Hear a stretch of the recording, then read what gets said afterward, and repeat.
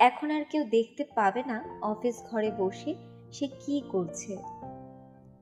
Drawer খুলল Norman, মদের বোতলটা বের করল, কাপা হাতে ছিপে খুলে তরল আগুনটা ঢেলে দিল মুখে।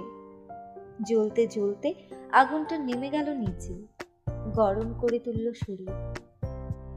ম্যারিকে নিয়ে ভাবতে শুরু করলো নরমান। মেয়েটাকে বাড়িতে নিয়ে আসা মস্ত ভুল হয়ে গেছে, কিন্তু মেয়েটা খুব সুন্দরী। তাছাড়া দেখে শুনে মনে হচ্ছিল বড় ধরনের কোনো বিপদে পড়েছে। এমন অসহায় একটা মেয়েকে সে কি আশ্রয় না দিয়ে পারত? আর ওর নিজেরও ইচ্ছে ছিল মেয়েটার সঙ্গে কিছুক্ষণ সময় কাটানোর। তাই মা নিষেধ করা সত্ত্বেও তাকে নিয়ে এসেছে সে বাড়িতে। এখানে মার যতটা অধিকার, নরমানেরও ঠিক ততটাই অধিকার।